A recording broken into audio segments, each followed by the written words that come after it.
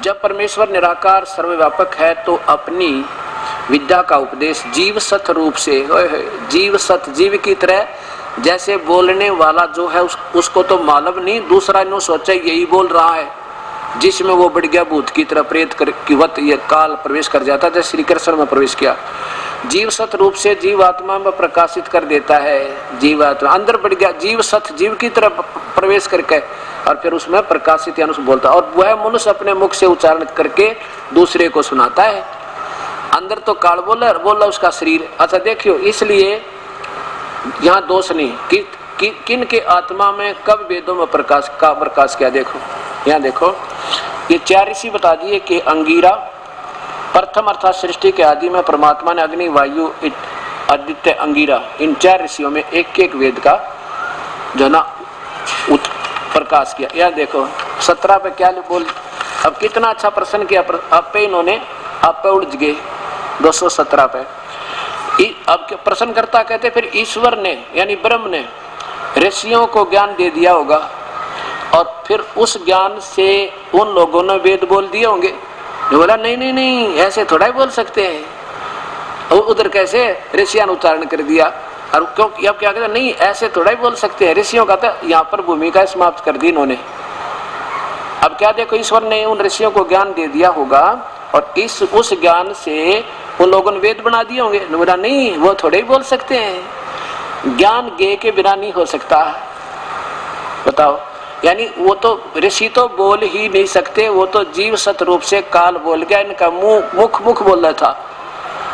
अब नहीं तो यहाँ कह देता हाँ ठीक है ऐसा ही है, उन्हें ज्ञान दे दिया, उन्हें ऋषियों ने बना दिया शास्त्र। अगर ये यही मानता कि ऋषि ही बोल रहे हैं, ऋषि तो बोल ही नहीं रहा, वो तो खुद परमात्मा। कहते हैं हाँ इतना तो हो सकता है। यहाँ लिखा है कि छंद गायत्रादि छंद षड आदि और ये आदि से ज्ञान पूर्वक छंद आदि गायत्रादि छंदों का निर्माण करना बिना सर्वज्ञ के किसी की सामर्थ्यता नहीं है। कहते हैं जो वेदों की वाणी बोली है ये कोई नहीं बोल सकता, केवल ब्रह्म बोल सकता। हाँ इस प्रकार का सर्वज्ञ ज्ञान युक्त शास्त्र को बना सके, यानी कोई नहीं बना सकता, ना ऋषि बोल सकते हो, तो काल बोल रहा था। आगे देखो, हाँ वेद के पढ़ने के पश्चात इन ऋषियों ने इन ऋषियों ने व्याकरण विवरण बना ली होगी, छंद व्याकरण निरुक्त छंद आदि ग्रंथ ऋषि मुनियों ने विद्या का प्रकाश के लिए किए हैं। अर्थात वेद इन ऋषियों ने नहीं बोले, बाद में वेद फर्स्ट व्याकरण नेक्स्ट, सीधी सी बात। वेद है वो सही है और व्याकरण में इन्होंने कोई बनाई है तो अपनी थ्योरी है, वह सर्वज्ञ की बनाई हुई नहीं है। अब देखो, जो परमात्मा यानी ब्रह्म वेदों का प्रकाश ना करे तो कोई कुछ भी नहीं बना सके। इसलिए वेद परमेश्वरोक्त हैं, परमेश्वर ये ब्रह्म को कहते हैं, यानी वेद काल द्वारा बोले गए, इति सिद्धम। अब रहा बात अग्नि माने, इन्होंने स्पष्ट कर दिया अग्नि जहाँ शब्द है उसको समझो परमेश्वर। वैसे तो अग्नि माने आग, कोई भी बता दे, बालक ने बूझ लो, बच्चा बता देगा, लेकिन अग्नि माने परमेश्वर, ये संत ही उसका भावार्थक और विशेष वर्णन करके सिद्ध किया करते हैं कि इस अर्थ का ये अर्थ बनेगा इस आध्यात्मिक मार्ग में।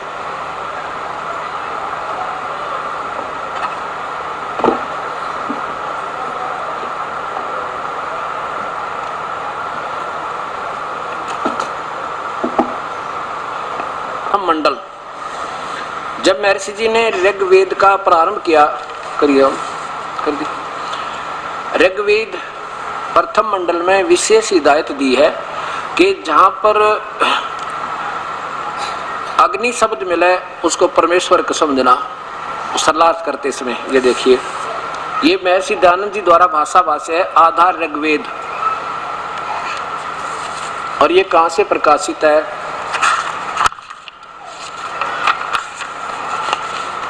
सार्वदेशिक आर्य प्रतिनिधि सभा 3/5 महर्षि दान भवन रामलीला मैदान नई दिल्ली से। और जहाँ पर ये महर्षि जी प्रारंभ करते हैं बिल्कुल बहुत अच्छा लिखा इन्होंने, और अच्छे कई उदाहरण दे करके इसको समझाना चाहे कि अग्नि शब्द जहाँ मिला है उसको परमेश्वर का बोध समझें। ये प्रथम ऋग्वेद भाषा प्रथम मंडल प्रथम सूक्त, अग्नि शब्द से प्रारंभ होता ऋग्वेद। अग्नि यहाँ क्या है, नीचे देखो, यहाँ अग्नि शब्द के दो अर्थ करने में प्रमाण किए हैं कि इस ऋग्वेद के मंत्र से यह जाना जाता है एक सद ब्रह्म के यानी पूर्ण परमात्मा के सद, एक तो ब्रह्म एक सद ब्रह्म, दो तापा हो गए, एक तो ब्रह्म एक सद ब्रह्म। सद ब्रह्म माने सच्चा भगवान, सत साहेब, सत कबीर, सद ब्रह्म, दो ब्रह्म हो गए ना, एक तो ब्रह्म तो बोल ही रहे हैं, और सद ब्रह्म लिखा तो दो भगवान हो गए, एक तो झूठा एक सच्चा, दो ब्रह्म हो गए। सद ब्रह्म के इंद्र आदि अनेक नाम है तथा इस यजुर्वेद के मंत्र से अग्नि आदि नामों का करके सच्चिदानंद आदि लक्षण वाले ब्रह्म को जानना चाहिए। इत्यादि सतपथ ब्राह्मण के से अग्नि शब्द ब्रह्म और परमात्मा आत्मा इन दो का अर्थों का वाची है। इस प्रकार में अग्नि शब्द से प्रजा शब्द करके भौतिक और प्रजापति शब्द से ईश्वर का ग्रहण करना होता है। अग्नि शब्द से आगे देखो, इस प्रमाण से सत्याचरण से नियमों से तत्पश्चात पालना करना है सो ही व्रत कहलाता है और इस व्रत का पति परमेश्वर है। ऋग्वेद के इस प्रमाण से ज्ञान वाले तथा सर्वज प्रकाश करने वाले विशेषण से अग्नि शब्द करके ईश्वर का ग्रहण होता है। जहां पर ईश्वर शब्द मिला कहते हैं वो, जहां परमेश्वर शब्द मिला वहां क्या बताया कि अग्नि शब्द मिला तो उसको परमेश्वर समझना, ये और स्वयं भी इन्होंने फिर इसमें अग्नि का अर्थ किया है, अग्नि माने परमेश्वर। ये देखो इसी प्रथम मंडल के ऋग्वेद के प्रथम मंडल सूक्त नंबर 1 के और मंत्र नंबर 2 में अग्नि माने परमेश्वर सरलार्थ, और सैकड़ों जगह ऐसे किया इन्होंने, कई सैकड़ों जगह, एक नहीं। ये देखो 4 नंबर में अग्नि माने परमेश्वर, और इन्हीं की इस थ्योरी को, इन्हीं महापुरुष की इस थ्योरी को एक्सेप्ट करके इनके द्वारा गाइडलाइन दी गई इसी पैटर्न पर, यानी इसी इनके द्वारा बताए गए हिदायतों के अनुसार आर्य समाज के महापुरुषों ने इसका टीका किया यजुर्वेद का।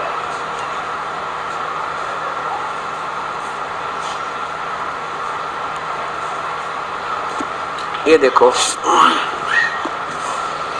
ये सामवेद और यजुर्वेद इकट्ठे ही भाषा है, इकट्ठे करके इन्होंने दो शास्त्रों को इकट्ठा कर दिया टीका करके, यजुर्वेद और सामवेद भाषा, और ये कहां से प्रकाशित है ये भी देखो, और कौन इनके टीकाकार हैं। यजुर्वेद, सामवेद, संपूर्ण भाषा संपूर्ण, ओम प्रकाशन प्रधान कार्यालय दयानंद संस्थान वेद मंदिर महात्मा वेद भिक्षुक सेवा आश्रम मुखमेलपुर दिल्ली, यहाँ से ये इस महापुरुष ने छापे हैं और इनका टीका किया है। अब श्याम वेद लेते हैं हम। श्याम वेद, यजुर्वेद तो महर्षि दयानंद जी का, इसमें वो भी दिखाएंगे आपको, ये साथ ही काम बन जाएंगे दोनों। ये देखो जहां से ये श्याम वेद प्रारंभ होता है, ये भाषा से प्रारंभ होता है। ये देखो स्वयं कहते हैं इन्होंने उन्हीं के आदेश से इस महापुरुष ने उनके दी हुई गाइडलाइन के आधार पर उन्हीं के बताए हुए विचारों से अग्नि माने हे ईश्वर शब्द किया है। ईश्वर अग्नि माने हे ईश्वर। अब देखो ब्रह्म तो बोल रहा है, ज्योत निरंजन तो बोल रहा है, और किसी और परमात्मा को कह रहा है परमात्मा, हे ईश्वर, हे परमेश्वर। अग्नि माने वो दूसरे भगवान की तरफ कह रहा है आप याचना करता हुआ, हे अग्नि माने हे ईश्वर, अग्नि माने हे परमेश्वर, अग्नि माने हे ईश्वर को, अग्नि माने परमेश्वर, अग्नि माने हे ईश्वर, अग्नि माने हे ईश्वर, अग्नि माने हे परमेश्वर। होय यहाँ देखो फिर साथ ही अग्नि माने हे ईश्वर, अग्नि माने हे परमेश्वर, अग्नि माने हे परमेश्वर, अग्नि माने हे परमेश्वर, अग्नि माने हे परमेश्वर। और भी देखो पूरा का पूरा ये बिल्कुल ठीक किया इन्होंने उन्हीं की हिदायतों से। अब देखो अग्नि माने हे परमेश्वर, अग्नि माने हे परमेश्वर, यानी कितने गिनवाऊं। कहने का भाव ये है मेरा कि अब देखो अब इसी में महर्षि दानंद जी द्वारा भाषा भाष्य अब यजुर्वेद प्रारंभ होता है।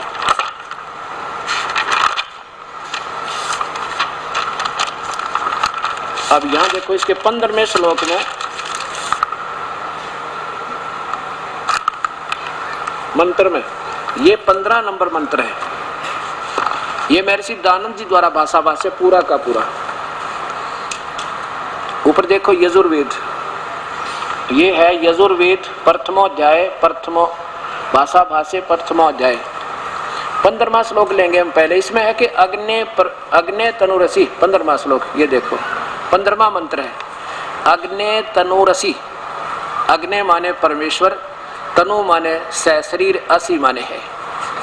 अब इन महापुरुष, अब मैं अपनी तरफ से कुछ नहीं लेता, दास तो ये कहता है अगर इस अग्ने का पूरा देखो, इस अग्ने की जगह परमेश्वर लिख दें और परमात्मा तनु माने शरीर, असी माने परमात्मा शरीर है। और इन महापुरुषों ने क्या किया है कि ये 3 शब्द, ये 4 5 और ये 6 और 7 8 9 10 और 11 12 ये गोलदारे है ना, इसमें कहीं इन्होंने अर्थ नहीं किया। देखो अग्नि शब्द कहीं भी नहीं मिलेगा आपको, इसमें ब्रैकेट में ही संस्कृत है अग्नि, या कोई नहीं अग्नि कहीं पर, असी। ये देखो वंश अज्ञान दो बड़ी करो थोड़ा, हाँ ये इस लाइन में कोई संस्कृत नहीं है और ना ही कहीं। ये देखो इसको चलो यहाँ से लो, ये संस्कृत में ब्रैकेट वाली संस्कृत आप देखते जाइए, कहीं पर भी अग्नि शब्द नहीं है। ये देखियो, ये ब्रैकेट है, ये ब्रैकेट है, ये ब्रैकेट है, ये देखो इसमें कहीं भी अग्नि और वो सारे शब्द, और तो चलो आपके याद नहीं रहेंगे, अग्नि देख लो किताब आ जाता नहीं है। और इसको 121 वर्ष हो गए टीका हुए ने, आज तक इसका ये अधूरी व्याख्या पर आधारित सारा वक्त समाज है, इसमें अभी तक ठीक नहीं हो पाए। चलो ये अब ऐसा लगता है कि महापुरुष स्वयं निराकार मानते परमात्मा को, इसलिए इन्होंने यहाँ लिखना ऐसा लगता कि जैसे जानबूझकर अनदेखा कर दिया हो। और जबकि आगे देखना इसी में ये वही चल रहा है, ये 15वां श्लोक में अग्नि माने अग्नि तनुरसी नहीं किया, इसका अर्थ ही नहीं किया, छोड़ दिया। ऐसा लगता है जैसे जानबूझ कर किया हो। यहाँ देखो फिर 18वें में 17वें में अग्नि माने परमेश्वर आप, 18वें में देखो नीचे, ये 18वें में 18वें में हे अग्नि माने परमेश्वर अपने कर कमलों से लिख। अब इसी के 5वें में फिर पहुंचो, इन्हीं के द्वारा भाषा भाष्य, ये 5वां, ये देखो अथ 5वां अध्याय आरंभ। अब या नीचे देखो, ये फिर आ गया इसमें अग्नि तनुवसी परमात्मा शरीर है। विष्णुवे तवा सोमस्य तनुरसी, विष्णुवे माने विष्णु को आप कहते हैं, सर्वव्यापक होने से भगवान का नाम विष्णु है। और सोमस्य, सोम माने अमर पुरुष, अजरो अमर, जिसका कभी विनाश ना हो, वो सोमस्य माने उस परमेश्वर का। अब यही देखो इन्हीं के द्वारा 35वें श्लोक में सोम का अर्थ देखते हैं। मैं तो यही असमंजस में हूं कि ये स्वयं अपनी करकमलों से लिख रहे हैं और फिर वो उनको अवॉइड किया जा रहा है। ये देखो 35वां 5वें अध्याय का 35वां देखिएगा, ये हे सोम, सोम माने जगदीश्वर, यानी कुछ भी करने वाले, ऐश्वर्य देने वाले जगदीश्वर। अब इसको कर दे सोमस्य जगदीश्वर का। आम बालक थे बालक, जो मेरे 8वीं भी मैं भी पढ़ी होगी ना संस्कृत, वो भी समझ जाए इसको। और ये कौन सा देखो इधर, वही 5वां अध्याय का 35वें श्लोक में, ये अथ यजुर्वेद भाषा भाष्य 5वां अध्याय। अब इसमें सोम आप मैं तो अपने हिसाब से अटकल लगाया है। ये देखो अगर यहाँ ऐसे लिख दें अग्नि माने परमेश्वर, तनु माने शरीर, असी माने परमात्मा शरीर है, हो गया। और फिर विष्णुवे माने तो माने उस, विष्णुवे माने सर्वव्यापक, सोमस्य माने अमर पुरुष का, तनु माने शरीर, असी माने है। 2 बार इकट्ठा लिखा है। अगर ऐसे हो जाए तो कोई गलत तो नहीं लगता, मुझे तो ऐसा ठीक लग रहा है। अब इन्होंने क्या किया महापुरुष ने, अब एक देखो यहाँ पर ये भी देखो भगवान एक है या 2। अब ब्रह्म तो बोल रहा है किसी और भगवान के लिए, पूर्ण ब्रह्म के लिए। हे मनुष्य तुम लोग जैसे मैं जो हवि, अग्नि माने या बिजली लिख दिया महापुरुष ने, और बिजली प्रसिद्ध रूप अग्नि के शरीर के समान है।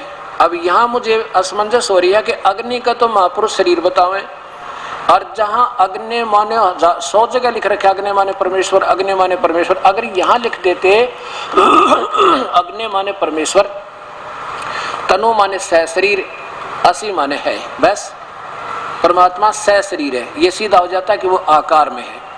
अब क्या लिखता है कि हे मनुष्य तुम जैसे मैं काल बोल रहा है, मान लीजिए, जो हवि अग्नि बिजली प्रसिद्ध बिजली के अग्नि के देखो अग्नि बिजली प्रसिद्ध रूप अग्नि के शरीर के समान है। बताओ, अग्नि माने परमेश्वर, तनु माने शरीर, असी माने है सह शरीर है। फिर देखो तवा माने उस ये उस कहते हैं, तवा माने उस, विष्णु माने सर्वव्यापक परमात्मा का, सोमस्य माने अमर पुरुष का शरीर है। अब देखो ये काल बोल रहा है, और फिर काल 32वें श्लोक में कहता है, इसमें आप तो कहता है या मैं करके चलो जैसा भी काल बोल रहा, फिर कहता है वो परमात्मा कोई और है। ये देखो 32वें श्लोक में वो कहते हैं कि वो परमात्मा पूर्ण ब्रह्म, ये देखो 32वां,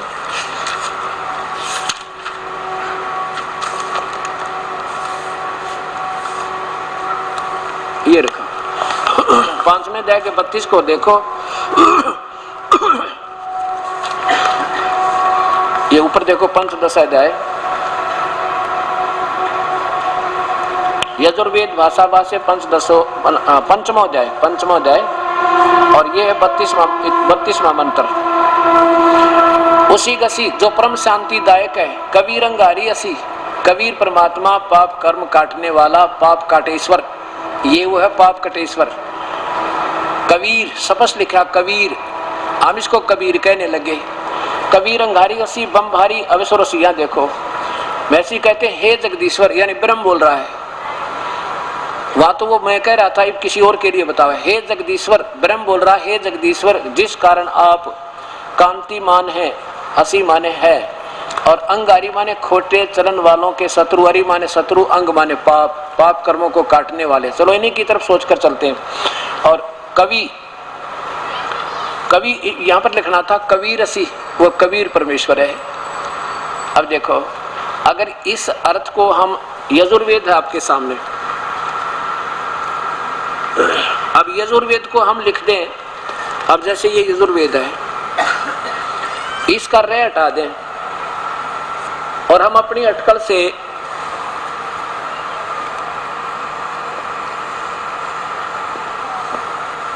अब देखिएगा, क्योंकि ये 5-7 मिनट का और आपने ध्यानपूर्वक, क्योंकि ये अंधेरा से हटेगा, और दास से कोई गलती हो रही है तो मैं तो ये प्रार्थना करता हूं कि मुझे बताओ अभी, ताकि मैं और सावधान हो जाऊं, कहीं और ज्यादा गुमराह ना कर जाऊं इन प्राणियों को, इन भोली आत्माओं को। अब जैसे परिभाषा प्रभु के आपके सामने है, इसमें जैसे यजुर्वेद है, ये परिभाषा प्रभु की आप लीजिएगा, 30 रुपए मिल रही है।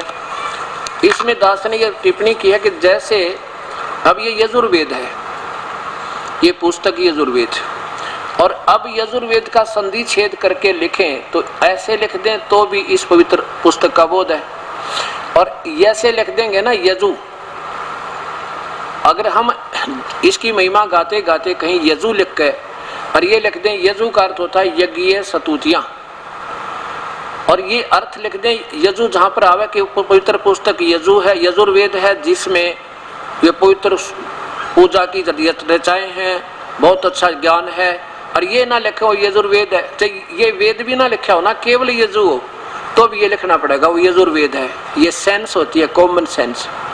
तो अगर इसका हटा दे यजु और इसका लिख दे यजु माने यज्ञ सतुतियां, तो इस वेद ने कित ढूंढा आदमी, कहीं नहीं पावा, ढूंढा फिर कह दो तो निराकार है। यजुर्वेद तो आकार में है ही नहीं। अब देखो फिर भी इसी पवित्र पुस्तक का विरोध होगा। यहाँ देखिए ठीक इसी प्रकार चारों वेदों में लिखा है, ठीक इसी प्रकार चारों वेदों में लिखा है कि वह कबीर देव, कबीर प्रभु साहिब, जो सर्वशक्तिमान, जगत पिता, सर्वसृष्टि रचनहार, कुल मालिक, पाप कर्म काटने वाला, काल की कारागार से छुटाने वाला अर्थात बंदी छोड़ है। इसको कबीर देव लिखेंगे तो भी कबीर परमेश्वर का बोध है, और ऐसे भी लिखा हो ना तो भी हमने इसको कबीर परमात्मा लिखना पड़ेगा। वो कबीर देव है, कबीर परमात्मा है। वो कबीर देव लिखा हो तो भी कबीर परमेश्वर का बोध है। अब इस प्रकार ये परमात्मा का हमने अब यजुर्वेद को ऐसे समझना चाहिए। अब ये जैसे यजुर्वेद है, अब इसका ये अपसर्ग लगा तो इसका अर्थ तो होएगा, क्योंकि यजुर क्यों बोला जा रहा है, ये इसका सेंस यजुर की, नहीं तो रह लगाने की कबीर के साथ क्या जरूरत थी, कोई आवश्यकता नहीं। कवि ये लिख देते ठीक है संस्कृत में, नहीं वो ऋषि महर्षि कोई जो वेद जिसने बोले हैं वो आम व्यक्ति नहीं था, और ये अर्थ और व्याकरण बनाई ऋषियों ने स्वयं। महर्षि जी आप स्वीकार करें ये गलत भी हो सके, क्योंकि ये ऋषियों की बनाई है और वो ज्ञान दिया है वो ब्रह्म ने दिया है, वो कभी गलत नहीं हो सकता। तो ऐसे सोचकर हम चलेंगे। अब देखिए इसके दो श्लोक हैं। एक तो ये 5वें अध्याय का 32वां श्लोक, ये बताएगा कि ब्रह्म बोल रहा है और दो भगवानों की तरफ संकेत है। ब्रह्म बोल रहा है और पूर्ण परमात्मा का जो है की महिमा गा रहा है, पूर्ण ब्रह्म की। अब देखो 5वां अध्याय का ये 5वें अध्याय का 32वां श्लोक, कबीर उसी गसी वो कबीर अंगारी असी, पाप कर्म काटने वाला वो कबीर है। बमभारी माने बंधनों का शत्रु। देखो अंगारी, हे जगदीश्वर, यानी ब्रह्म बोल रहा है पूर्ण ब्रह्म की तरफ, हे जगदीश्वर जिस कारण आप कांतिमान असी माने हैं। अंगारी माने खोटे चरण वाले जीवों के शत्रु, वह कबीर है। यह लिख रहा था आप कबीर है, वो कबीर है, यहाँ लिख देते हो कबीर परमेश्वर है, बस सारी बात ठीक हो जाती है। अच्छा देखो बमभारी माने बंधनों के शत्रु, हम उसे बंदी छोड़ के, बम्बर माने बंधन, हरी माने शत्रु, बंधनों का शत्रु हम बंदी छोड़ कहते हैं, जो बंधनों से छुटवा दे वो बंदी छोड़ है। तारादि तंतुओं के विस्तार करने वाले हैं, प्रशंसीय सेवाविक स्वयं शुद्ध है, सबको शोधने वाले और अच्छे प्रकार प्रकाशमान है। प्रकाशमान है तो स्वर ज्योति है तो उसका आकार भी है। अब देखो पदार्थों के अति सूक्ष्म, पवित्र और सभा में कल्याण करने वाले, कल्याण करने वालों को मारने वाले हैं, जैसे हर्षित और दूसरों के पदार्थ हर लेने वाले हैं, जैसे होम के द्रव्य को यथायोग व्यवहार में खाने लाने वाले और सुख दुख को सहन करने और कराने वाले हैं, जैसे सवर ज्योति स्वयं प्रकाशित, चलो अंतरिक्ष को प्रकाश करने वाले, और रतधामा सतलोक में रहते हो, रतधामा सतलोक में रहते हो, आप शरीर हो, कबीर नाम है आपका। स्पष्ट हो गया। रक्तधामा सतलोक, रत माने सत, धाम माने लोक, तुम सतलोक में रहते हो। असी माने है सतधाम युक्त है, सतधाम सहित वहां रहता है, वहां कोई स्थान है तेरा। और वैसे ही उक्त गुणों को प्रसिद्ध आप सब मनुष्यों के उपासना करने होगे, ऐसा हम लोग जानते हैं। काल कहता है कि आप ही पूजा के योग्य हो और नहीं है कोई, ये मैं भी और सभी आपकी स्तुति करते। अब इसी के लास्ट का देख लो 40वें अध्याय का अंतिम श्लोक, ये देखो यजुर्वेद का 40वें अंतिम 40वां अध्याय अंतिम श्लोक एक ही दिखाते हैं आपको, बस फिर आज का ये सत्संग समापन हो जाता है। ये देखो यहाँ पे सामवेद किसी दूसरे का टीका और इनका अपने द्वारा किया हुआ ये टीका है। यजुर्वेद 44वां अध्याय, यजुर्वेद 44वां अध्याय। अब यहाँ ऊपर देखो अच्छी तरह,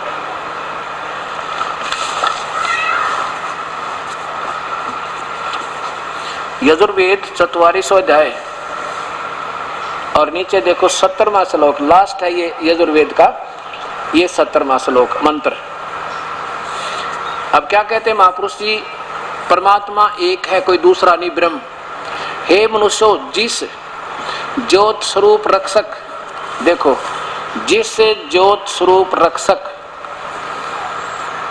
मुझसे अविनाशी यथार्थ कारण से आच्छादित मुख के तुल उत्तम अंग का प्रकाश किया जाता है, और लिखना था यहाँ पर, और जो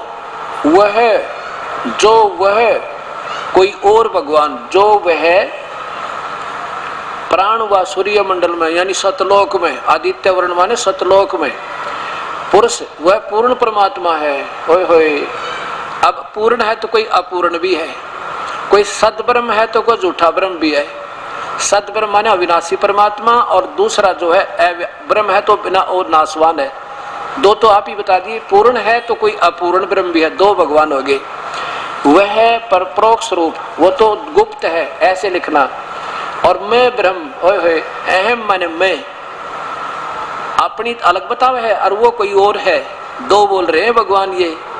अहम माने मैं, खम, खम माने स्वर्ग भी होता, वैसे तो खम माने स्वर्ग और आकाश, दो अर्थ है इसके, तो यहाँ स्वर्ग लगा देते, मैं तो स्वर्ग में हूँ, मैं ब्रह्म, अहम ब्रह्म, अहम ब्रह्म, अहम ब्रह्म खम ओम, मैं तो ओम नाम से प्रसिद्ध हूँ, और मेरा जो ओम नाम जाप करता है मैं उसे स्वर्ग तक ले जाता हूँ। इसका सीधा अर्थ है। और वो परमात्मा तो ऊपर है, वैसे तो ये इसमें पढ़ के देखिए परिभाषा प्रभु की, तो इससे सिद्ध हो गया कि परमात्मा अनेक हैं। अनेक माने तीन हैं, और दो तो ये भक्त महर्षि जी स्वयं ही स्वीकार कर रहे हैं। एक बार फिर देखिए, परमात्मा एक है या अनेक है।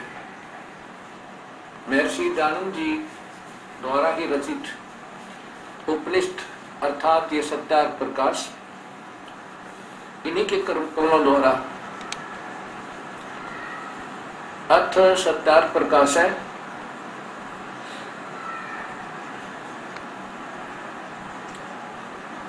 नीचे देखिए, महर्षि दयानंद सरस्वती स्वामी विरचिता, वैदिक पुस्तकालय, दयानंद आश्रम, केसरगंज, अजमेर।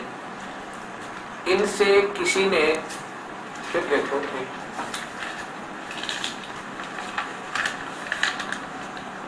अर्थ सत्यार्थ प्रकाश है, वैदिक पुस्तकालय, दयानंद आश्रम, केसरगंज, अजमेर। इनके सत्यार्थ प्रकाश के समलाष्टम सात में सप्तम अथ सप्तम समलाशय प्रारंभ है। 190 पृष्ठ है ये, ऊपर देखिए 186 पृष्ठ पे। प्रश्न, किसी ने प्रश्न किया महर्षि जी से कि वेद में ईश्वर अनेक हैं, इस बात को तुम मानते हो वा नहीं? उत्तर, नहीं मानते, क्योंकि चारों वेदों में कहीं यह नहीं लिखा जिससे अनेक ईश्वर सिद्ध हों, किंतु यह तो लिखा है कि ईश्वर एक है। एक बार फिर देखो, पूरा का पूरा एक ही बार में पढ़ दो। प्रश्न करने वाला प्रश्न करता है कि वेद में ईश्वर अनेक है व एक, इस बात अनेक है, इसको तुम मानते हो वा नहीं? उत्तर, नहीं। महर्षि जी उत्तर देते, नहीं मानते, क्योंकि चारों वेदों में कहीं यह नहीं लिखा जिससे अनेक ईश्वर सिद्ध हों, किंतु यह तो लिखा है कि ईश्वर एक है। अब देखो, इन्हीं के करकमलों द्वारा प्रश्न नंबर 22 और 26 पे आप ही तीन परमात्मा ईश्वर परमेश्वर बताते हैं।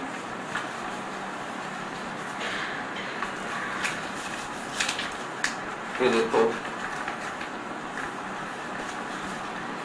प्रथम समूलाशय और 22 पृष्ठ पे नीचे देखिए, यहां देखिएगा, ये वेद वाक्य है, ईश ऐश्वर्य वर्तते स ईश, ये पूरा ऐसा वाक्य बनता है। लेकिन यह महर्षि जी ने कि कहीं आपकी ये चतुरता पकड़ी ना जावे कि ईशे को ईश्वर शब्द कैसे कहा आपने, इसलिए इसको अधूरा छोड़ दिया, थोड़ा सा ले लिया ब्रैकेट में, ईश ऐश्वर्य, इस धातु से ईश्वर शब्द सिद्ध होता है। और देखो दूसरे में, यह इष्टे ऐश्वर्यवान वर्तते स ईश्वर है। वेद तो कह रहा है कि एक तो ईश है और दूसरा ईश्वर है, जो इस ईश से ज्यादा ऐश्वर्यवान है, इसे ज्यादा जो है ना सुख देता है। ये थोड़ा सुख देने वाला, ये इससे ज्यादा सुख देने वाला, वो तो ईश है। इन्होंने ईश का भी अर्थ ईश्वर किया है। और ये वेद वाक्य पूरा कहता है कि ये इष्टे, जो ईश से भी तगड़ा है, सर्वैश्वर्यवान वर्तते स ईश्वर है, वह ईश्वर है। इन्होंने क्या लिखा है कि जिसका सत्य, क्या देखिए, फिर देखो ऊपर से ईश ऐश्वर्य, और साथ में ये भी पढ़ो वर्तते स ईश है। इसका अर्थ ये बनना चाहिए। इन्हीं के हिसाब से चलिए, इस धातु से ईश्वर शब्द सिद्ध होता है, ईश से ईश्वर सिद्ध किया उन्होंने। और दूसरा फिर यह इष्टे सर्वे ऐश्वर्यवान वर्ते स ईश्वर है। ये तो बालक से बालक समझा, जिसने 8वीं में भी संस्कृत पढ़ी होगी। जिसका सत्य, ये बताते हैं, जिसका सत्य विचार शील ज्ञान और अनंत ऐश्वर्य है, इससे उस परमात्मा का नाम ईश्वर है। इनका अपना सोच है। और ये वेद वाक्य बताता है, एक तो ये बताया कि एक तो ईश्वर तो उसको कहते हैं जो कम ऐश्वर्यवान है। ईश ऐश्वर्य वर्तते स ईश है, ये लिखना था। इन्होंने क्या किया, ईश ऐश्वर्य, इससे ईश से ईश्वर सिद्ध कर दिया, जबकि यहाँ ईश है, ये ईश्वर है। दो परमात्मा हो गए कि जो एक तो ये कम सुखदायी है, इसलिए इसको तो ईश कहना था, यहाँ ईश लिखना था। और यहाँ जो इष्टे, ये इष्टे जो इससे भी सर्वैश्वर्यवान वर्ते स ईश्वर है, जो इससे भी ज्यादा सुखदायी है, इसलिए उसको ईश्वर, वह ईश्वर है। इसलिए परमात्मा वो तो ईश्वर है, ये ईश है। और तीसरा देखो इसी के प्रश्न नंबर 26 पे महर्षि जी अपने कलम से लिखते हैं। फिर यहाँ देखो, समर्थों वालों का नाम ईश्वर है, समर्थ्य वाले का नाम ईश्वर है। यहाँ देखो, ईश्वर नहीं, ये ईश्वरेशु यानी उस ईश्वर से भी, समर्थेशु यानी सब समर्थों से भी, परम श्रेष्ठ है यानी अति श्रेष्ठ है, सह परमेश्वर है। वेद तो स्वयं कहता है 3 भगवान है। फिर देखो, ये जो तीसरे नंबर का जो है, ये माने जो ईश्वरेशु ईश्वरों से, समर्थेशु समर्थों से, जब सब समर्थों से, परम श्रेष्ठ है, अति श्रेष्ठ है, सह ईश्वर परमेश्वर है, वह परमेश्वर। अब देखो महर्षि जी कहता है जो ईश्वरों से, अगर ईश्वर एक है तो ईश्वरों शब्द कैसे लिख दिया महापुरुष ने, ये सोचना होगा। जो ईश्वरों अर्थात समर्थों में समर्थ, जिनके तुल्य कोई भी न हो, उसका नाम ईश्वर है। क्या बात की, जो ईश्वरों अर्थात समर्थों में समर्थ, जिनके तुल्य कोई और ना हो, उसका नाम परमेश्वर है। 3 से दोगे, ईश्वरों शब्द आ ही नहीं सकता जब एक ईश्वर है तो। 3 परमात्मा स्वयं सिद्ध होते हैं। और ये महर्षि दयानंद जी के कर कमलों द्वारा ये सत्यार्थ प्रकाश है। अब देखिएगा, 3 सतिथि है प्रभु की।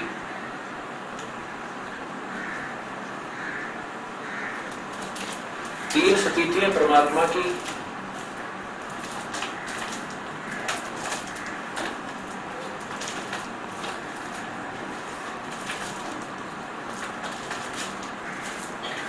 ये एक ब्रह्मांड देखो,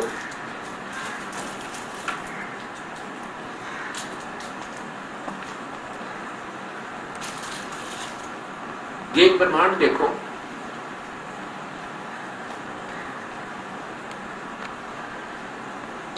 अंड या पिंड या ब्रह्मांड इसी को कहते हैं। ये एक ब्रह्मांड है, इसमें ये ज्योत निरंजन ब्रह्म या एक सतोगुण प्रधान क्षेत्र में महाविष्णु स्वयं बनकर रहता है और अपनी पत्नी दुर्गा को रखता है मां लक्ष्मी रूप में। यह इनके संयोग से जो पुत्र उत्पन्न होता है उसका नाम ये विष्णु रखते हैं और सतोगुण बना देते हैं। फिर यहाँ जब ये महाब्रह्मा रजोगुण प्रधान क्षेत्र में ये दोनों रहते हैं, दुर्गा और ये काल, महाब्रह्मा रूप में ये काल रहता है, महा सरस्वती रूप में ये सावित्री रूप में ये दुर्गा होती है। इनके संयोग से जो पुत्र उत्पन्न होता है उसका नाम, उसको रजोगुण बनाकर नाम ब्रह्मा रख देते हैं। और ये तमोगुण प्रधान नक्षत्र है, इसमें ये काल सदाशिव रूप में रहता है और दुर्गा को मां पार्वती रूप में रखते हैं। जहाँ जो पुत्र उत्पन्न होता है इनके संयोग से उसको ये तमोगुण बनाकर और शिव नाम रुद्र नाम देते हैं। अब देखो उसके बाद इन तीनों को नीचे भेज देते हैं। ये विष्णु का, अपने पुत्र विष्णु को, ब्रह्मा को, शिव को केवल स्वर्ग, पृथ्वी और पाताल तीन लोगों का एक एक विभाग का प्रभु बना देते हैं, स्वामी बना देते हैं, ईश बना देते हैं। अब देखो, अब ऐसे ऐसे इस काल ब्रह्म के 21 ब्रह्मांड है, ज्योत निरंजन के ब्रह्म के, यानी ईश, इसको ईश जानो, ये है वो ईश। ज्योत निरंजन काल ब्रह्म के 21 ब्रह्मांड का देखो, पूरा चित्र देखो, ये ईश है, इसको ब्रह्म कहो, ईश कहो, क्षर पुरुष को, इसके ये 21 ब्रह्मांड है। इसने जब अभी आपने ब्रह्मांड देखा था, ऐसे ऐसे ये 5 ब्रह्मांडों का एक ग्रुप बनाकर एक महाब्रह्मांड बनाकर, और ऐसे 4 महाब्रह्मांडों में 20 ब्रह्मांडों को रोक के 21वें में स्वयं इससे बाहर बैठा है, इससे बाहर बैठा। जैसे ऋग्वेद मंडल नंबर 10 के सूक्त नंबर 90 के 1, 2, 3 श्लोक में 4 में स्वयं ऋषि जी अपने कलमों से 3 भगवान सिद्ध कर रहे थे, अभी आपने देखा था। ये तो ईश है पूरा, ये देखो, ये ब्रह्म है, ये काल है, पूरा देखो, पूरा देखो, ये तो एक ज्योत निरंजन, ये ईश है। और ये कम ऐश्वर्यवान है, ये कम ऐश्वर्यवान है। और तीसरे नंबर का जो भगवान है, ये देखो दूसरे नंबर का, ये तो ब्रह्म है ईश, ये परब्रह्म है ईश्वर। इससे ज्यादा सुखदायी है, इससे ज्यादा ऐश्वर्यवान है जो इसकी साधना करते परब्रह्म की, इससे ज्यादा सुख मिलते। और तीसरे नंबर का ये है वो पूर्ण ब्रह्म परमेश्वर, परम अक्षर पुरुष, जो गीता जी के अध्याय नंबर 15 का श्लोक नंबर 16 और 17 भी प्रमाण देता है। ये है वो परमेश्वर। इस प्रकार ईश, ईश्वर, परमेश्वर, ब्रह्म, परब्रह्म, पूर्ण ब्रह्म, ये अक्षर पुरुष, अक्षर पुरुष, परम अक्षर पुरुष, ये 3 परमात्माओं का बोध, ये प्रत्यक्ष प्रमाण है। और स्वयं ऐसी दयानंद जी भी अपने करकमलों से स्वीकार कर रहे हैं, क्योंकि वेद में सही लिखा है। वेद का जो उन्होंने सर्वार्थ करने की चेष्टा की, उसको वेद का तात्पर्य सही समझ नजर आ रहा वाक्य का, लेकिन इन्होंने अपनी तरफ से उसका जो दूसरी तरह अर्थ करना चाहा तो भी नहीं कर पाए। अंत में लिखना पड़ा कि जो सबसे ईश्वरों का भी ईश्वर है वो परमेश्वर कहलाता है। अब देखो, दास की तरफ से कोई अपना ना टिप्पणी ना मिलावट, और एक नहीं, इस दास ने कम से कम सभी शास्त्रों का प्रमाण लिया है कि सभी कह रहे हैं कि परमात्मा सशरीर है। इसके साथ अब वही लिंक फिर बनेगा किन किन का, पवित्र बाइबल और कुरान शरीफ का। ये और देखो 2 मिनट का सत्संग है। अब इसमें क्या होगा, अब इस सत्संग से ना जाने कितने पुण्यात्माओं का उद्धार होगा, और प्रमाण के बिना कोई नहीं माने, क्यों विद्वान पढ़े लिखे बहन बेटी हो गए। अब क्यों नहीं मानेंगे, क्योंकि पहले ये थक लिए, छिक लिए इन बेसलेस कथा सुनकर ऋषियों और मैं ऋषियों की और संतों। ये देखो पवित्र बाइबल में इसमें स्पष्ट लिखा है, और ये कहां से प्रकाशित है, इंडियन बाइबल लिटरेचर 67 बरका रोड, कल्पक, मद्रास, दूरभाष।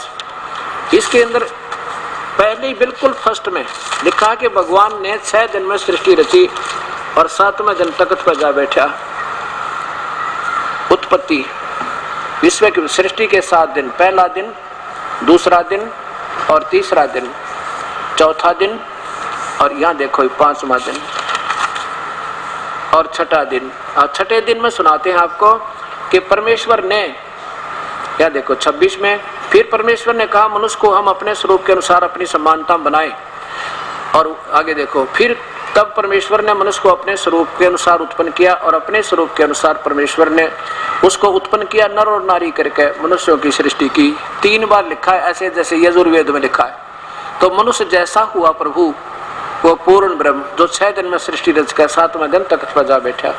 अब 7वां दिन, अब यहाँ देखो कि क्या कहता है कि फिर परमेश्वर ने उनसे कहा, सुनो, जितने भी बीज वाले मनुष्यों से कहा, छोटे छोटे पेड़ सारी पृथ्वी के ऊपर हैं, जितने वृक्षों में बीज वाले फल होते हैं वे सब मैंने तुमको दिए हैं, वो तुम्हारे भोजन के लिए हैं।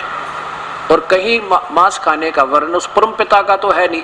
बाद में कोई और रिश्ता फिरिश्ता आदेश देता तो वो दोषी होंगे, उसके आदेश न मान के। यहाँ देखो 7वां दिन विश्राम का दिन, 7वां दिन विश्राम किया। अब ज्यादा ना दिखा के आपको केवल अब कुरान शरीफ दिखाता हूँ। ये 8 आयत आप पढ़िए, इसमें स्पष्ट नाम लिखा है क्योंकि पवित्र बाइबल इन दोनों जो कुरान शरीफ में और इनमें चारों जो है कुरानों में सबको मान्य है कि पवित्र बाइबल का 40% अंश के अंदर मिलता है। देखिए कुरान शरीफ,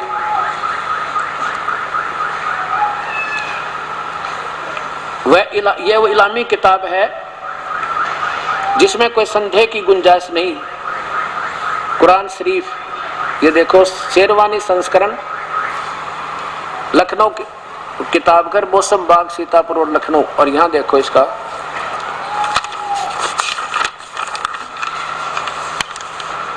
अब इसको क्योंकि ये भी निराकार मानते हैं मुसलमान लोग, लखनऊ किताबघर, मौसम बाग, सीतापुर और लखनऊ। और हमारे ये पवित्र शास्त्र कहते वो आकार में है जिसने 6 दिन में सृष्टि, 7वें दिन तक भेजा जाओ, मनुष्य जैसा है। अब देखो सूरत फुरकानी नंबर 25 की ये 8 आयत, ये सूरत फुरकानी नंबर 25 कुरान शरीफ, नीचे देखो ये कबीरन लिखा है, नीचे बिल्कुल स्पष्ट लिखा है कबीरन, नहीं इधर देखो ये है कबीरन 52वीं आयत में।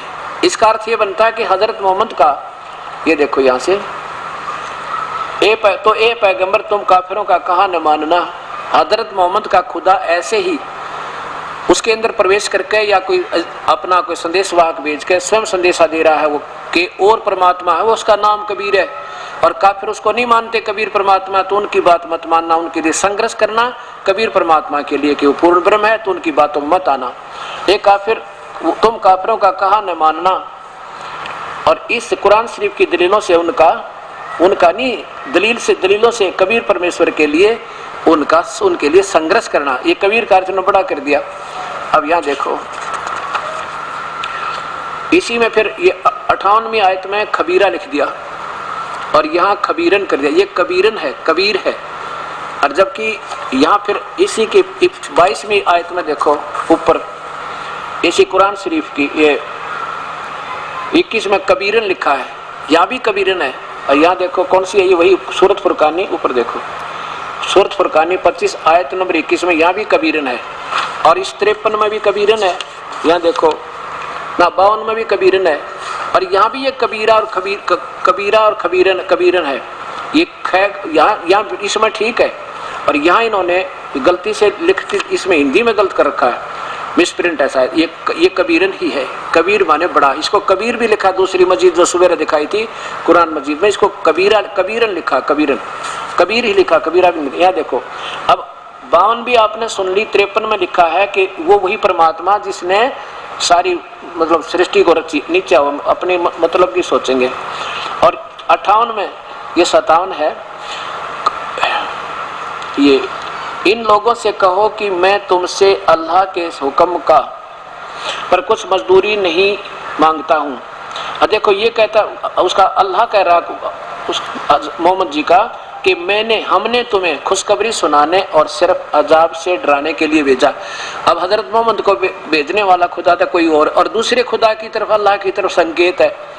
इन लोगों से कहो कि मैं तुमसे इस अल्लाह के हुक्म पर कुछ मजदूरी नहीं मांगता, हाँ जो चाहे अपने परवरदिगार तक पहुंचने की राह इख्तियार कर ले। और ए पैगंबर हजरत मोहम्मद, उस जिंदा पे जो तुझे जिंदा महात्मा के रूप में मिला था ना, वो कबीर परमात्मा, विश्वास रखना, भरोसा रखो, वो कभी मरने वाला नहीं है, वो तो अविनाशी है। और तारीफ के साथ उनकी पाकी पवित्रता की महिमा बयान करते रहो। अपने बंदों से वो के गुनाहों से काफी खबरदार है, अर्थात पाप कर्मों को काट देता है। 58 ओली पूरी, इन्होंने काफी उस कबीर का अर्थ काफी कर दिया। ये लिखना था वो परमात्मा कबीर है जो पाप कर्म काट दे, ये कबीर उसका खबीरा करके और ये काफी लिख दिया, घना बड़ा बहुत। और लिख रहा था कबीर, आगे देखो, और वही है ये कबीर जिसने आसमानों और जमीन के बीच में जो कुछ उनके बीच में है सबको 6 दिन में पैदा किया, फिर तख्त पर जा विराजा, वो अल्लाह कबीर। ये बड़ा माने कबीर समझ लो यहाँ पर, वो अल्लाह कबीर बड़ा रहमान है, दयालु है। और उसकी खबर किसी बाखबर से पूछ देखो। बोलो सतगुरुदेव की जय। अब क्या हो गया कि मनुष्य जैसा एक व्यक्ति विशेष से नहीं माना यह दास। हम पहले तो इन महापुरुषों से, महर्षि दयानंद के विचारों से बड़े प्रभावित रहा करते थे क्योंकि इनके द्वारा दी गई सोच में कोई शंका नहीं होती थी। अब जब ये 25 प्रमाण मिले तब फिर मजबूरी होगी ढोल का डंका ये कहने की कि वेद में सत्य है और उसका सत्यार्थ प्रकाश उससे नहीं मिल रहा। तो ऐसा ही ये उपनिषद होते हैं। उपनिषद ऐसा ही जो वेदों के जहाँ तक मिलते हैं वहाँ तक तो ठीक है, क्योंकि उपनिषद एक व्यक्ति विशेष की सोच है। अपनी जैसे भगवान को उसने जाना, सोचा, समझा, उसकी थ्योरी लिख दी। और वेदों से नहीं मिलती है तो वो फिर हम उसको सही नहीं मान सकते, हम उस पर विश्वास नहीं कर सकते। आगे देखिए, अब गुरु ग्रंथ साहिब की ये देखिए CD 2 मिनट के सत्संग है कि गुरु ग्रंथ साहिब के अंदर उस कबीर परमेश्वर उस गुरु नानक देव जी को बेई नदी पर मिले थे और वहां से सतलोक लेकर गए थे। और सतलोक से फिर कहा था कि मैं पूर्ण ब्रह्म हूँ और कबीर नाम से काशी में रहता हूँ, जुलाहे का काम करता हूँ, धानक का। और यदि तो आपने मुक्ति पानी है तो मैं आपको सच्चा नाम दूंगा, सतनाम, और उस नाम को लेकर आपका बेड़ा पार होगा। और फिर वहां जाना, जब परमात्मा को वहां देखा जिसके करोड़ सूर्य मिला, करोड़ चंद्रमा एक रोमकूप के समान मनुष्य सदृश है वो परमात्मा। और वही प्यारी आत्मा फिर वापस 3 दिन में वापस आई। शरीर उनका जंगल में रख दिया गया था सुरक्षित परमात्मा द्वारा। और जब तीसरे दिन वो आई तो सब घर बार छोड़ के काशी पहुंचे, बनारस में। और वहां जाकर के रामानंद जी से पूछा कि यहाँ कोई कबीर नाम का जुलाहा का रहता है क्या? रामानंद जी ने कहा कि प्यारी आत्मा, जुलाहा नहीं, वो भगवान है, वो तो पूर्ण ब्रह्म है। और मुझे भी सतलोक सचखंड उस परम पिता ने दिखाया और मैं उसके देखने के बाद मुझे यकीन हुआ, नहीं तो मैं राम और कृष्ण ब्रह्म से, विष्णु से ऊपर मैं किसी को नहीं मानता था। आज मेरा भ्रम खंडन किया। उस मेरा गुरु समझो, लोग दिखावा दुनिया की दृष्टि में शिष्य है, लेकिन वो मेरा भगवान है, वो मेरा गुरु है, वो मेरा सर्वेसवा है। जब रामानंद जी को परमात्मा वो ऐसे ही देखा था सतलोक में, और फिर 5 वर्ष के बालक में का रूप हो गया था उस तेजो में शरीर का, और सामने 5 वर्ष का बच्चा ही नीचे बैठा था, तब रामानंद जी ने भी यही कहा था कि 2 ठोड़ है एक तू बया एक से 2, गरीब दास हम कारणे आए हो मगजो। तब रामानंद जी के कहते ही ने एक सेवक भेजा और कबीर परमात्मा उस दिन अपनी खड्डी में दानक का जुलाहे का काम कर रहे थे, उस परम प्यारी आत्मा का कति भ्रम निवारण के लिए करने के लिए। किसका? गुरु नानक देव जी का। अब देखिए, गुरु नानक देव जी ने देखा उस परमात्मा को सचखंड में देखा था और काशी में एक दानक का काम करते हुए देखा। आँखों में पानी भर के और किस प्रकार स्तुति करते हैं कि फाई सूरत मुलुक की वेश, ए ठगवाड़ा ठगी देश, खरा सियाणा बहुते बार ये धानक रूप रहा करतार। नानक नीच कहे विचार ये धानक रूप रहा करतार। अब देखिए गुरु ग्रंथ साहिब के अंदर उसका प्रत्यक्ष प्रमाण।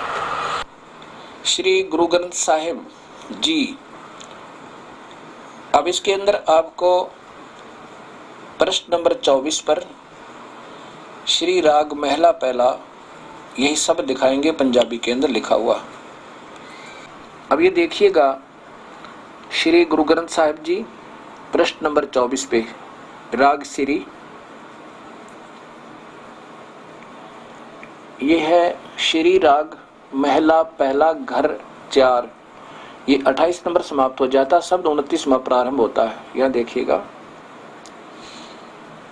एक सवान दुई सवानी नाल बलके भुकही सदा बियाल, कोड छुरा मूठ मुर्दार ये धानक। ये देखो, धानक रूप रहा करतार, मैं पथ की पेंद न करने की कार, ओ बिगड़ रूप रहा बिकराल,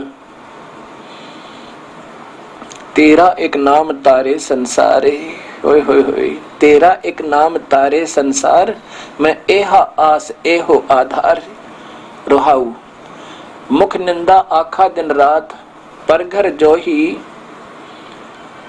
जो ही नीच मनात, काम क्रोध तन वसे चंडाल, ये धानक रूप रहा करतार। फाही सूरत ओह सूरत, फाही सूरत, देखो मुल्क की वेश, ओ ठगवाड़ा ठगी देश, खरा सियाना बहुता भार, धानक रूप रहा करतार। ये धानक रूप रहा करतार। मैं कीता ने जाता हराम खोर, ओ किया दुष्ट मुह देसा दुष्ट चोर, नानक नीच कह विचार, ये धानक रूप रहा करतार। धानक रूप रहा करतार। बताओ फिर देख लीजिए। मैं कीता न जाता हराम खोर, ओ किया मुंह देसा दुष्ट चोर, नानक नीच कह विचार। ये विचार देखो, विचार बोला है। विचार को पंजाबी में बै बोलते हैं, और यही फिर कबीर, बै को कबीर लिखा जाता है, बै बोला जाता है। नानक नीच कह विचार, ये धानक रूप रहा करतार। धानक रूप रहा करतार। अब आपको एक प्रमाण और दिखाते हैं, जहां सीधा कबीर नाम लिखा है प्रश्न नंबर 721 पे। अब आप देखिएगा, वही श्री गुरु ग्रंथ साहिब जी, पंजाबी लिपि, प्रश्न नंबर 721। ये प्रश्न नंबर 721 है। और नीचे देखिएगा, इसके अंदर जहां से शब्द प्रारंभ होता है, एक अर्ज, ये देखिएगा, एक अर्ज गुप्तम पेश तो दर गोस कून करतार, हक्का कबीर करीम तू। ये सब देखिएगा ध्यान से, हक्का कबीर करीम तू। हक्का कबीर माने सत कबीर। हक्का कबीर करीम तू, ओह दयालु तू, बेऐब परवरदिगार। आगे चलिए। दुनिया मुकामे फानी, तहकीक दिलदानी, ममसर मुई अजराइल गिरफत, दिल ऐच नदानी। आगे देखिए। रहाऊ जन पिसर पिदर, बिरादरा कस नेस, दस्तम गीर, आखिर व्यफ्तम कस नदारद चूम, वसद तरकीब तकबीर सब रोज गस्तम, दर हवा कर देम बदी ख्याल, गाहे न नेकी कार करदम। आगे देखिए।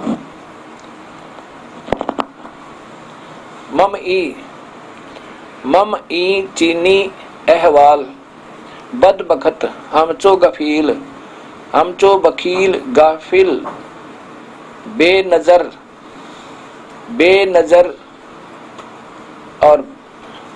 बेनजर बेबाक, नानक, ये ध्यान से सुन देखिएगा, नानक बगयोत जन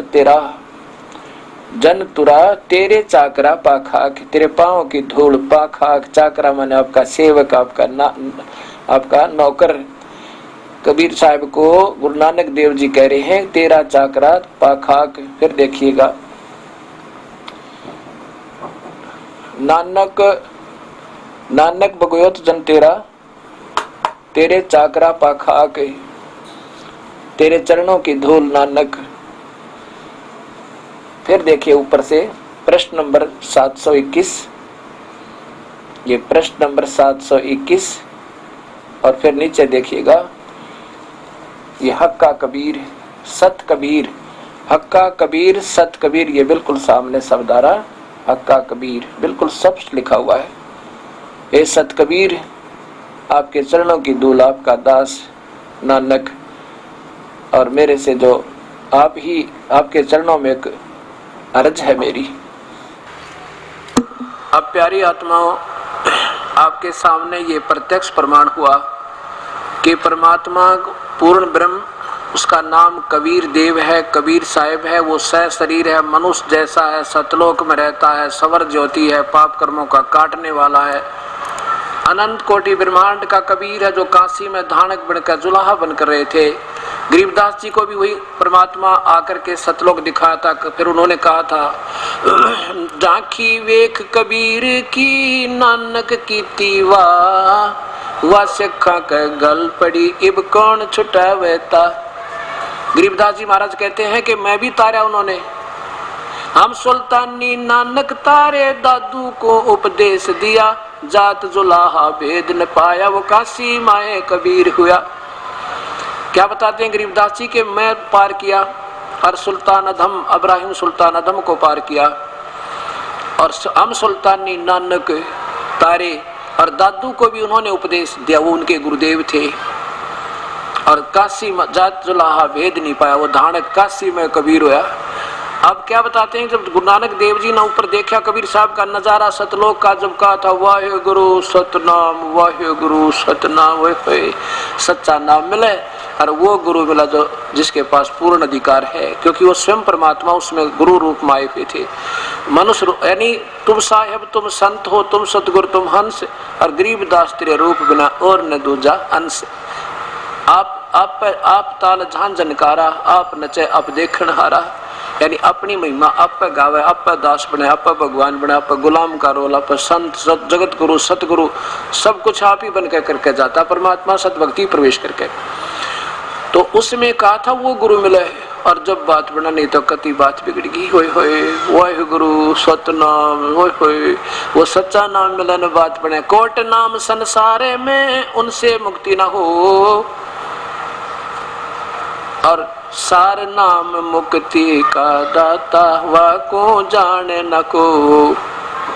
वो सच्चे नाम का उसको कोई नहीं जान पा रहा। तो फिर क्या होता है, अब गरीबदास जी कहना चाहते हैं कि उस प्यारी आत्मा गुरु नानक देव जी ने अपने भगवान को वहां देखा सतलोक में, फिर यहाँ देखा काशी में, वहां से प्रस्थान कर दिया काशी में उपदेश लेने के लिए। वाहे गुरु सतनाम, वाहे गुरु सतनाम।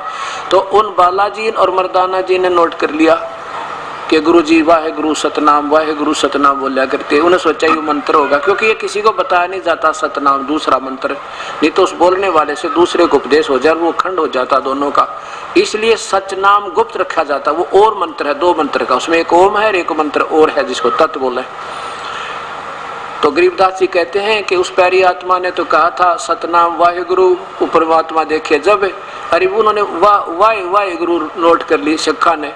अब क्या नाम देते हैं, वाहे गुरु है तरह के। जब ये एक गुरुद्वारे का बूढ़ा मिला हमने खरेती लाल अरोड़ा रोहतक में, वो कहने लगा, एक ने बताया जी ये बहुत बड़ा विद्वान पुरुष है, गुरुद्वारे में सेवा करी, बड़ा पाठी रहा।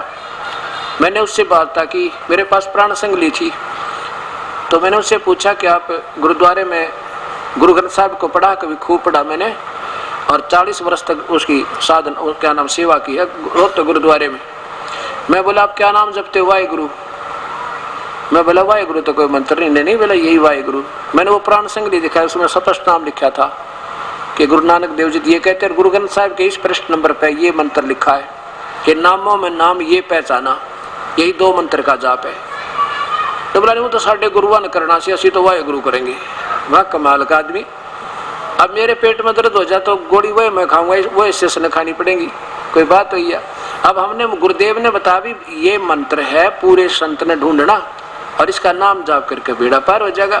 नहीं बोला तो साढ़े गुरुआ ने जपना था, असी तो वाहे गुरु। तो गरीबदास जी यूं कहे कि झांकी वेख कबीर की नानक की तीवा, झांकी माने नजारा सतलोक का, और वह शखा के गल पड़ गई, कौन छुटावे था।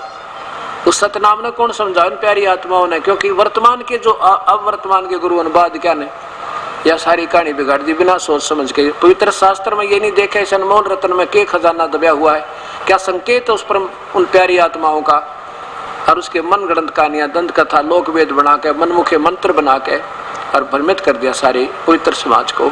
तो अब आपके सामने ये सत्य आ रही है। अब भी कोई नहीं मानेगा उसके साथ नादान नहीं, फिर तक कर्म ही नहीं कह सकते उनको। इतने प्रत्यक्ष प्रमाणों के बाद भी बुद्धि में नहीं आवेगी कि परमात्मा पूर्ण ब्रह्म है, फिर वो भक्ति योग प्राणी नीचे कितनी बात बनावे। बोलो सतगुरुदेव की जय।